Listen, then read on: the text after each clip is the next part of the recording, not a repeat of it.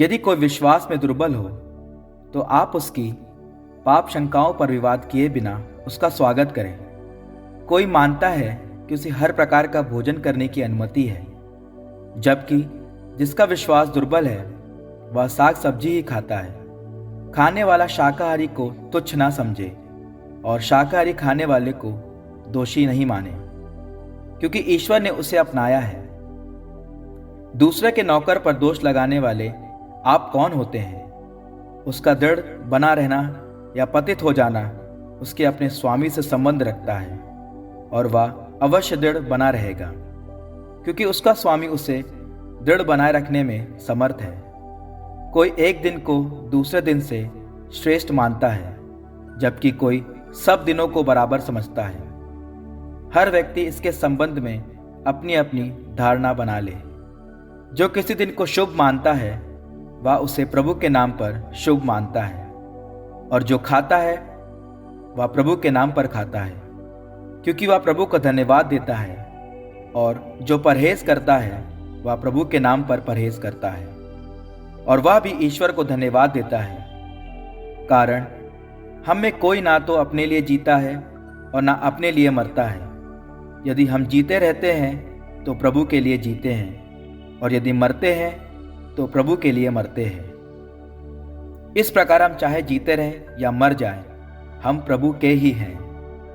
मसीह इसलिए मर गए और जी उठे कि वह मृतकों तथा जीवितों दोनों के प्रभु हो जाएं।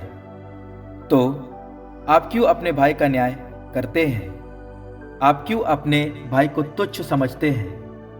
हम सब ईश्वर के न्यायासन के सामने खड़े होंगे, क्योंकि धर्म ग्रंथ में लिखा है, प्रभु यह कहता है, अपनी अमरता की सौगंध, हर घुटना मेरे सामने झुकेगा और हर कंठ ईश्वर को स्वीकार करेगा। इससे स्पष्ट है कि हम में हर एक को अपने अपने कर्मों का लेखा ईश्वर को देना पड़ेगा। इसलिए हम आगे चलकर एक दूसरे का न्याय नहीं करें, बल्कि यह निश्चय कर लें कि हम अपने भाई के मार्ग में ना तो रोड़ा अटकाएंगे और ना ठोकर लगाएंगे। मैं जानता हूँ और प्रभु ईसा का शिष्य होने के नाते मेरा विश्वास है कि कोई भी वस्तु अपने में अशुद्ध नहीं है, किंतु यदि कोई यह समझता है कि अमुक वस्तु अशुद्ध है तो वह उसके लिए अशुद्ध हो जाती है। यदि आप अपने भोजन के कारण अपने भाई को दुख देते हैं तो आप भ्रात प्रेम के अनुसार नहीं चलते। जिस मनुष्य के लिए मसीह मर गए हैं, आप अपने भोजन के कारण उसके विनाश का कारण ना बने। आप अपनी स्वतंत्रता को निंदा का विषय ना बनने दें, क्योंकि ईश्वर का राज्य खाने पीने का नहीं, बल्कि वह न्याय, शांति और पवित्र आत्मा द्वारा प्रदत्त आनंद का विषय है। जो इन बातों द्वारा मसीह की सेवा करता है वह ईश्वर को प्रिय और मनुष्यों द्वारा सम्मानित है।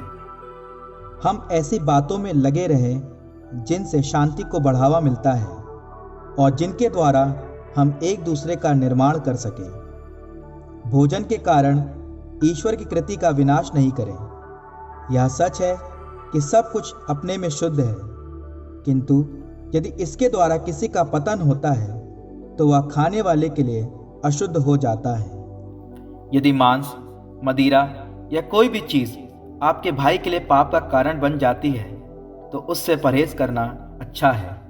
आप ईश्वर के सामने अपनी धारणा अपने तक सीमित रखें। धन्य है वह जिसका अंतःकरण उसे दोषी नहीं मानता जब वह अपनी धारणा के अनुसार आचरण करता है, किंतु जो खाने के विषय में संदेह करता है और तब भी खाता है वह दोषी है, क्योंकि वह अपने अंतःकरण के अनुसार नहीं चलता, और जो कुछ अंतःकरण के अनुसार नहीं है वह पाप है।